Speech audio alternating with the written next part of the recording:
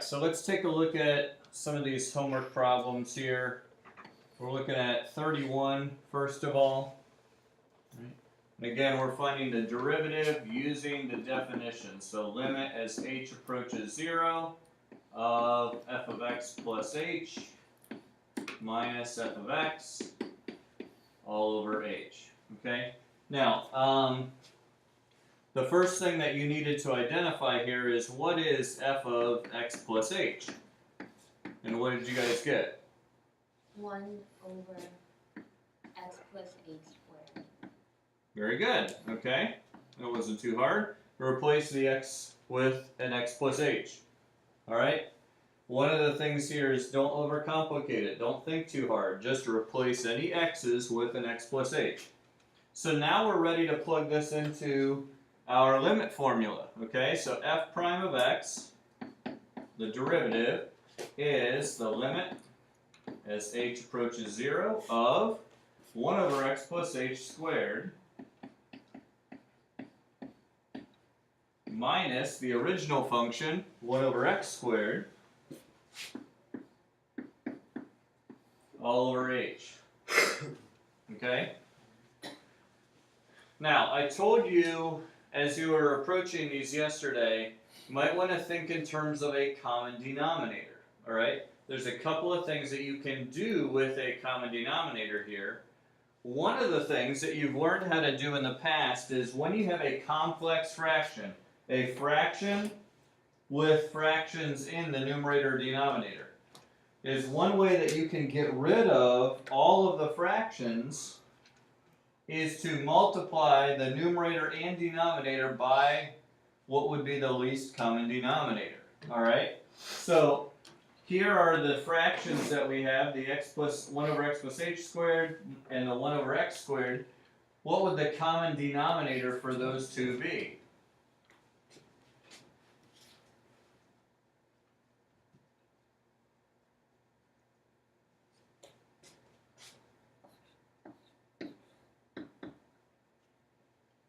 X squared plus h squared. Like multiply by it. Or X plus h squared times x squared. Yeah. Yeah, there you go. Just multiply the two denominators together. Okay? That will be our least common denominator for the numerator here. So what we're going to do is we're going to multiply every part of this. So I've got to distribute it to both parts of my numerator, but I'm not allowed to just randomly multiply by stuff. I've got to multiply the denominator as well. Okay? So when I do this, notice what happens here. We have, in this first fraction, the x minus h squared cancels out the x minus h squared, leaving me with an x squared. Okay? Minus, here the x squared and x squared cancel, so it's x plus h squared. And this whole thing is over h times x squared times x plus h squared. Okay? And again, I'm still taking the limit as h approaches 0. Everyone with me there? That's kind of the key to doing this whole thing.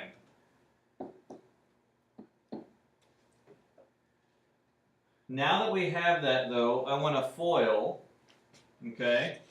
I want to FOIL this x plus h squared on the top. I'm not going to multiply anything out on the denominator, okay? But on the top, I have now x squared minus x squared plus 2xh plus h squared all over hx squared plus x plus h squared. And notice what happens here.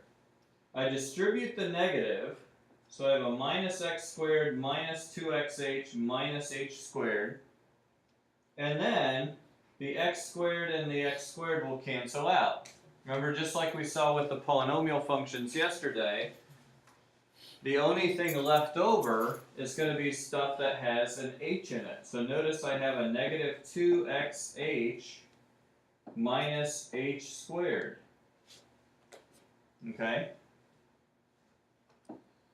And that's over hx squared times x plus h squared. Now at this point, this has been the problem the whole time, I still have that indeterminate form, because if I plug in h equals 0, I'm going to get 0 over 0. But, here's the key. Both of these terms have an h, so I can cancel out an h, the common factor of h in the numerator, with this h in the denominator.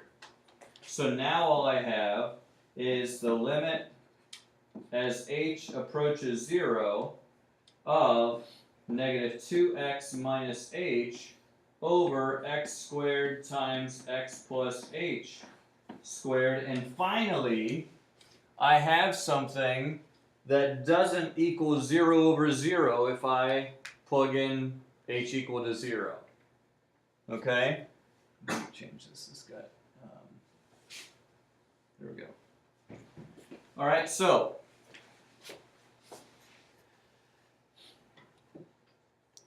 that's where we left off here.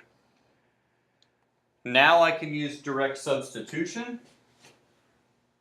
And my numerator is going to end up being what? Negative 2x. Negative 2x.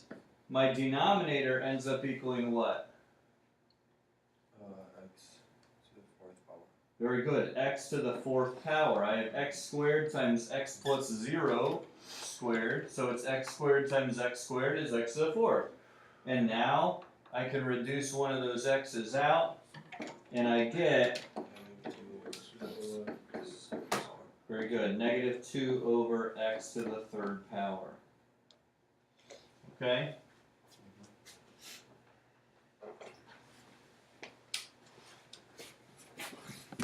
So,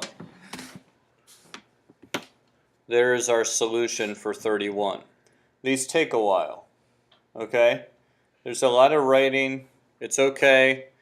If you're doing, say you've got here and you're just working to simplify, if you just want to write down the numerator, sometimes people will just like simplify the numerator completely and then come back and write, so you're not having to write the whole limit and the denominator, 3 times that you don't need it, okay? Or that you're not really doing anything with it, that's fine, okay? But there's our number 31. Any questions on that one? Okay. 33 was our next one. Okay. Let's clear this out. 33. We have square root of x minus 4. What is f of x plus h? Square root x plus h minus 4. There we go. Square root of x plus h minus 4. Okay? And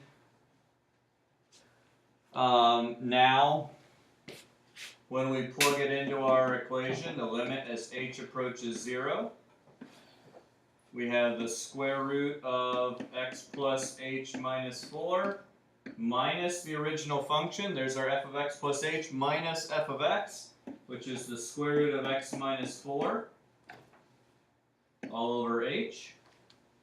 And how should we handle this one? Square. What do you mean? The whole thing square and less than square root. Okay. Can we just square the top and the bottom of a fraction? Will that change No. the value? We can. Why not, Howard? Like you have to use times x plus h minus 4 root minus plus root x minus 4. That's exactly right, okay? We can't just square the top and the bottom, alright? because that's going to change the value here. You've got to do something that's not going to change the value. So you have to multiply the numerator and denominator by the same value, okay? And that value that we're going to use is the conjugate, like Howard said, x plus h minus 4 plus the square root of x minus 4. We're multiplying by that over itself.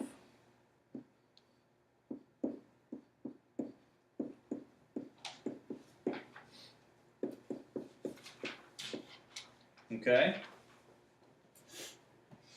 Now watch what happens here. Okay? We have the limit as h approaches 0.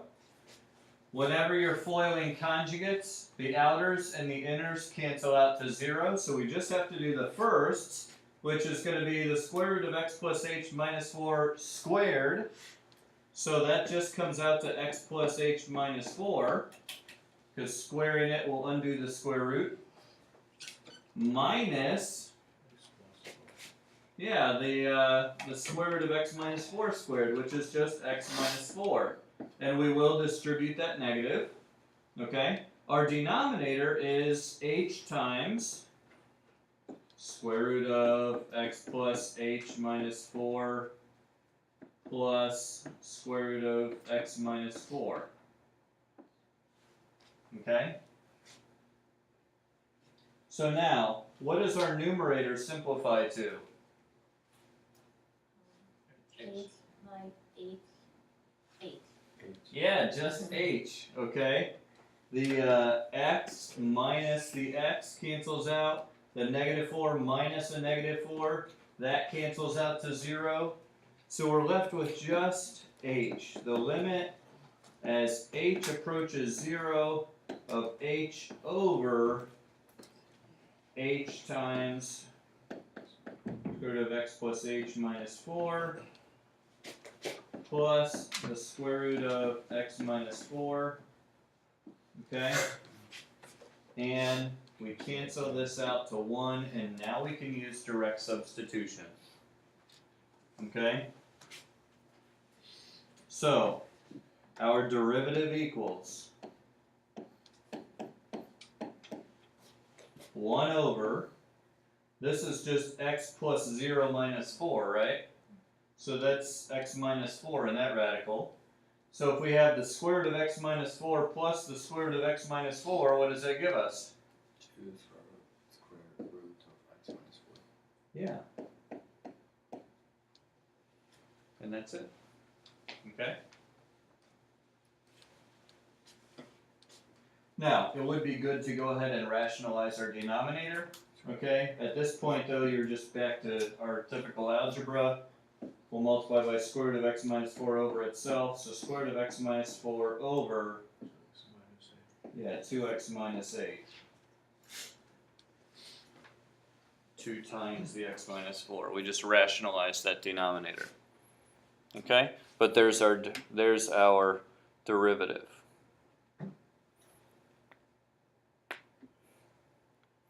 One thing you will find if you go on to calculus, those of you going on to calculus, a lot of times we won't rationalize the denominator because, for example, we might want to take a derivative of the derivative.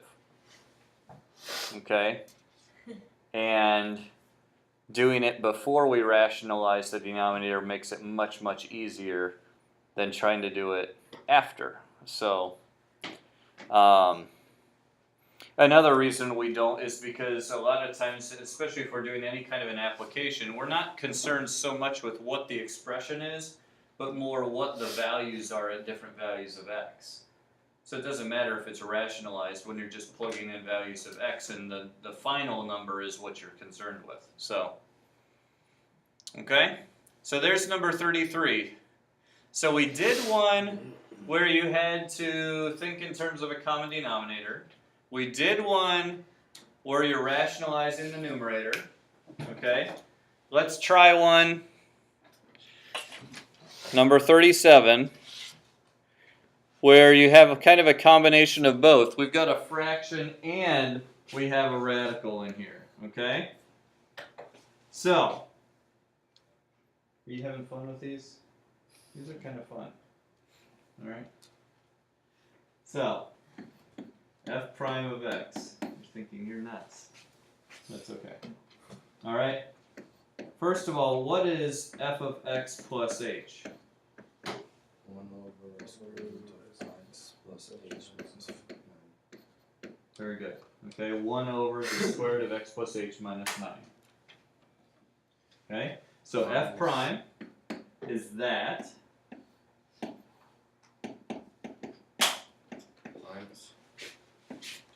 1 over square root of x minus 9. good Over 1. all over the h. I mean, Okay, now, what do you think we got to do with this thing?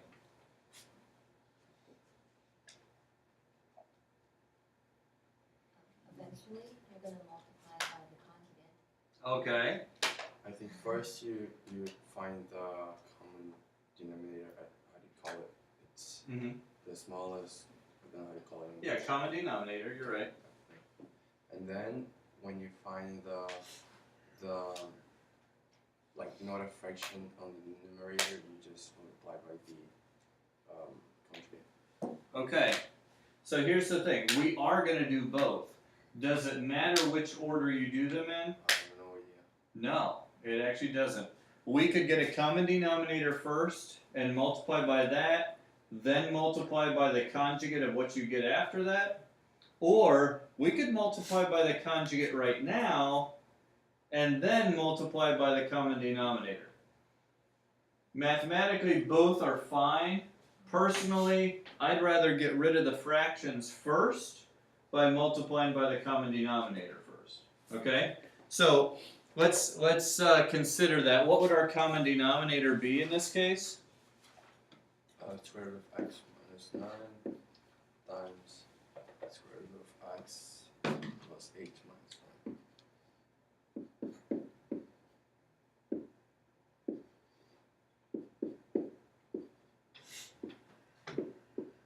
Okay, good. Alright, so there is our common denominator. We're going to multiply both the numerator and the denominator by this. So I've got to multiply the numerator there by it. I've got to distribute it to this part of the numerator as well. And I also have to multiply the denominator. This is what makes this whole thing legal, is that I'm multiplying the numerator and the denominator by the same thing, so I'm just multiplying by 1. Okay? So now that cancels out and I'm left with just a square root of x minus 9 minus, here the square root of x minus 9's cancel, so I'm left with the square root of x plus h minus 9. This whole thing is over h times the square root of x minus 9 times the square root of x minus h minus 9. X plus h. Plus h, yeah, thanks. Okay? And, oh, I forgot my limit. We're taking the limit as h approaches 0.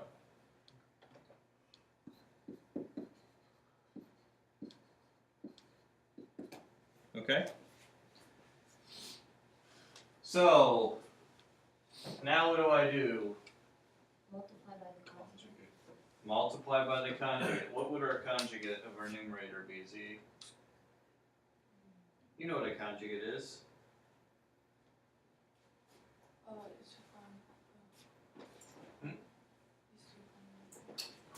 Okay, we do eventually get rid of the whole. Okay? Well, look at our numerator. It's the square root of x minus 9 minus the square root of x plus h minus 9. What would the conjugate of that be?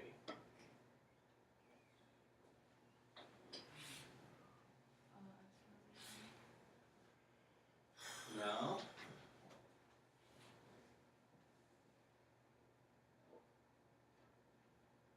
Mark, can you help us out? Actually, I was going to a square. What? I was going to a square. Like, get rid of the square root. We're trying to get rid of the square root, so we need the conjugate of our numerator.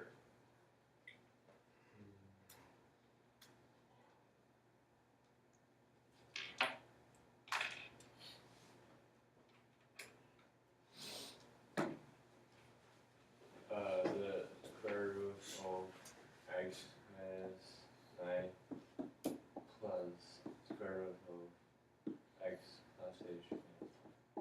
Very good, okay? We're doing the conjugate. It's the same things, the same two things. We're just now multiplying by them being added together instead of subtracted, okay? So we've got the conjugate here, and I've got to multiply the denominator by this as well, okay? Now, this is getting messy, but that's okay. As you'll see here in a moment, this all starts to look a lot nicer pretty soon, okay? I'm going to change colors on this. Okay, not that one. Oh, that's fine, it's okay.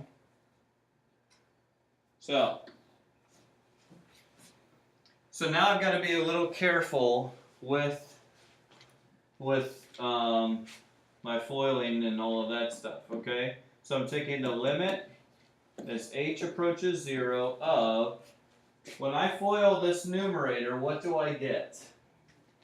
X minus 9. Good. Minus x plus h minus 9. Very good, okay?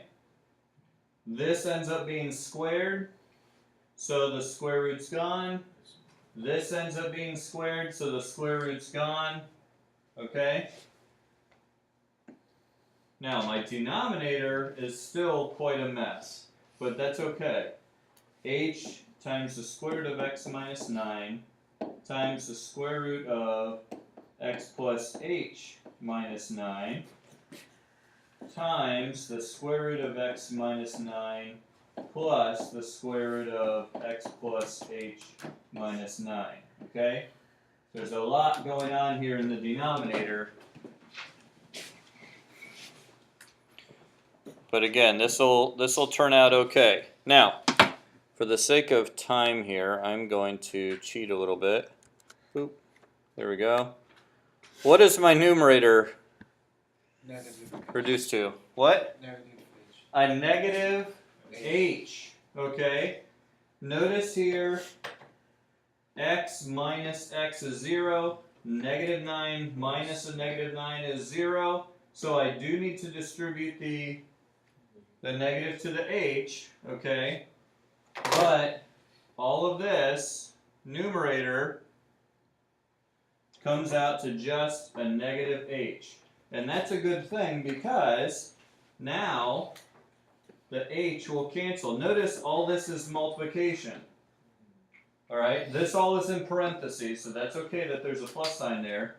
There's multiplication, so I can cancel the h, and now I just have a negative 1 in the top.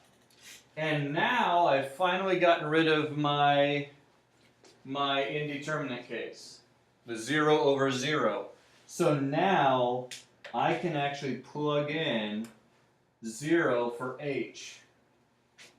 I can do my limit by direct substitution now. So now I have the square root of x minus 9 times, the square root of x minus 9 times the square root of x minus 9 plus the square root of x minus 9. I told you all this would start to look a lot nicer real fast. Okay? This right here is 2 times the square root of x minus 9, right? Mm-hmm.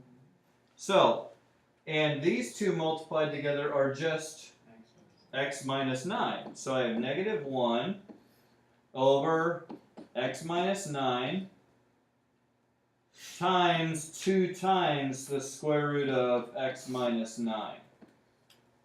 Okay? Now, you could leave it like that, or you'll notice what's inside the radical is the same as what's inside the parentheses. So if I think about it, when you multiply things, you add the exponents, right? So this is to the first power. This right here is to what power? 1/2. The 1/2 power. So I could rewrite this as -1/2 times x minus 9 to the 1/2 power. Okay, and that looks a little nicer. Okay? Now, some people or some books that you read or websites you'll look at, they might stop here. They might actually prefer that answer. Either one is fine with me. So, Andrew, did you have a question or? And I don't have one. Okay. If we left it at the second to last line? Here? No, the one below. This one? Would we rationalize it? You wouldn't have to. Yeah. I wouldn't. Because here, this technically isn't rationalized either, leaving it as 3 halves. Yeah. Well, like we said, with derivatives, a lot of the time we'll leave it like it is because either A, we're looking for the numbers we're getting after we're plugging in x, or B, we're going to take a derivative again later on, so we want to just keep it as simplified as possible. Okay, so when we find derivatives, we don't need to rationalize them. No. So, okay? So, these are kind of fun. All right, there's a lot to them. There's a lot of work here. But you get all the way down to the end and you get this nice, elegant looking derivative. And now, if you think about it, we've had, you have this function 1 over the square root of x minus 9, which is kind of an odd looking function. Let's actually look at it. Okay. 1 over the square root of x minus 9. 1 divided by the square root of x minus 9. Oop. X minus 9. Okay. And I'm going to adjust my window because I'm going to need a little bit more, I think. Yeah. Check that out. We've got this like horizontal asymptote at 0. It's starting out right here. Okay, so we've got this kind of weird looking function here. But even with that, we're able to tell what the rate of change is at any value. Okay, so for example, if I'm looking at when x is 10, I have the point 10, 1. Well, if I come down here and I plug in 10, guess what the slope of this curve is at the point 10, 1? It's -1 over 2 times 1 to the 3 halves. So the whole thing would equal -1/2. Okay? So